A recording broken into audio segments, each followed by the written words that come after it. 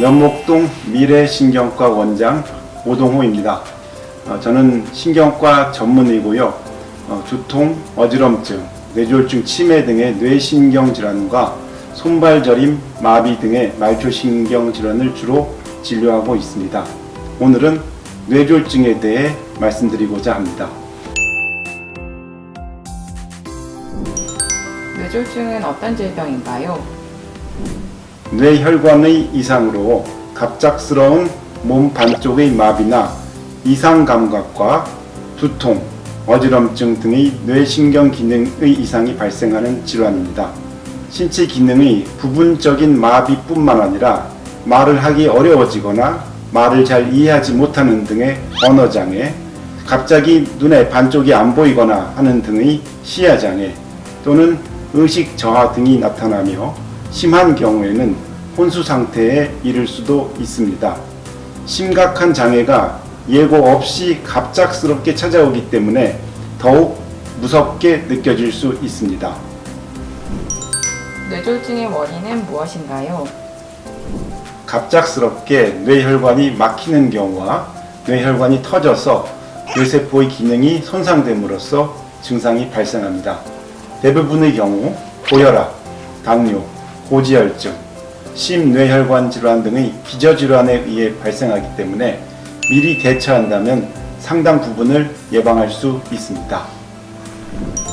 뇌졸중의 증상은 무엇이며 증상이 나타났을 때 어떻게 해야 하나요? 흔히 알려진 것처럼 몸의 반쪽이 마비가 와서 근력이 떨어지거나 감각을 느끼지 못하거나 저림증 등의 이상 감각을 느끼게 됩니다.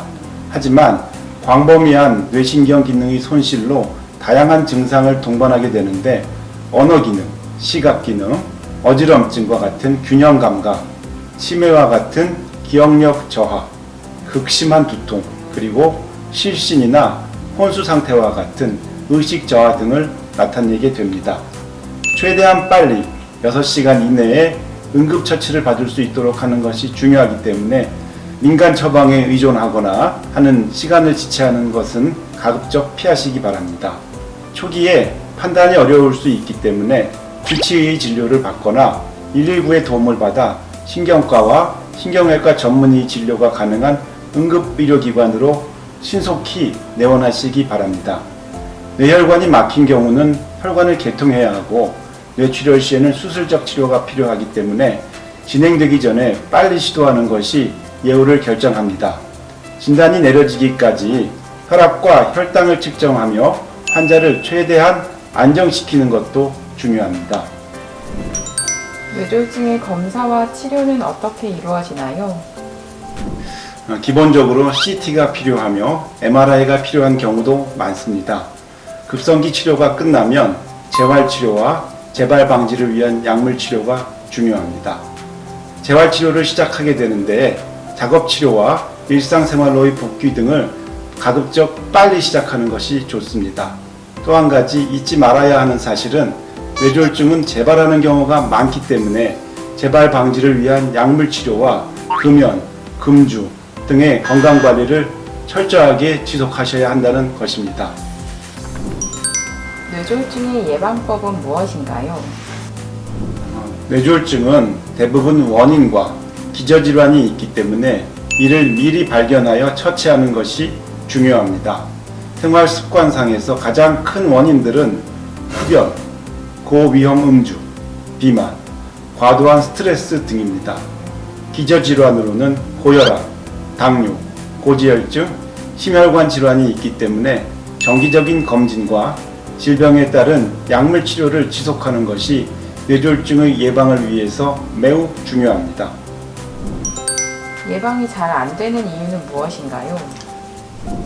중랑구 동네 의원들에서 고혈압 당뇨들의 건강관리에 대해서 많은 노력을 하고 있습니다만 금연, 금주, 식이요법, 운동요법 같은 것이 말처럼 쉽지는 않습니다. 하지 말라고 하면 오히려 더 스트레스를 받는 경우도 많기 때문에 할 수 있는 것을 더 잘할 수 있도록 용기를 드리는 방법이 좋지 않을까 합니다. 그 중에 하나가 걷기 운동입니다.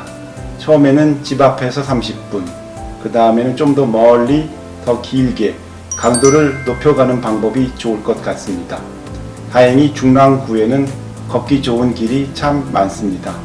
장미공원, 역사공원, 폭포공원 같은 곳은 참 좋은 곳입니다. 매일같이 꾸준히 건강한 습관을 길러가다 보면 몸에 안 좋은 습관도 없어질 것입니다.